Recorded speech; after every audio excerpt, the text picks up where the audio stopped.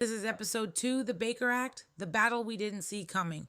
And today I'm taking you inside one of the hardest weeks of my life, the week I watched my husband spiral, and the week I learned that even when you scream for help, you can still feel completely powerless.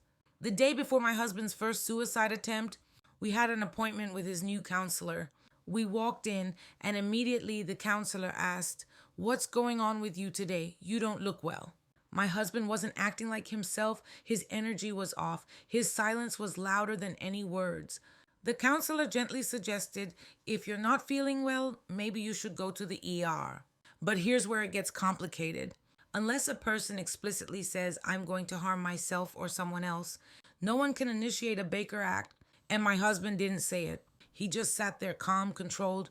He confirmed, "I'm not going to hurt myself or anyone else." But I knew something wasn't right. Let me explain something for those who don't know. The Baker Act is a Florida law that allows doctors, mental health professionals, police, or judges to involuntarily commit someone for up to 72 hours if they're a danger to themselves or others. But unless the person says the exact words or exhibits clear threats, nothing can be done. It protects civil rights, but sometimes it can feel like it ties your hands. The counselor asked what he planned to do after the appointment, and my husband kept saying, "I'm going to the military lawyer to file a power of attorney." That raised a red flag for the counselor. He told me, "I don't like that. Something feels off." Then he asked me, "Do you think that's strange?"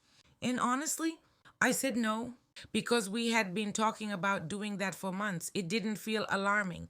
But the next day, my gut told me something was happening. I walked in and caught him in the act.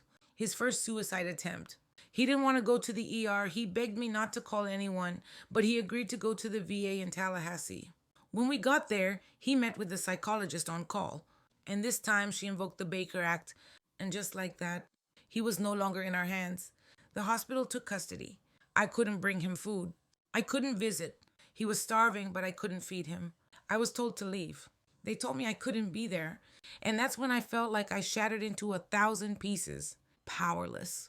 I got in the car, and what should have been a 1 hour, 30-minute drive home felt like a 10-hour journey.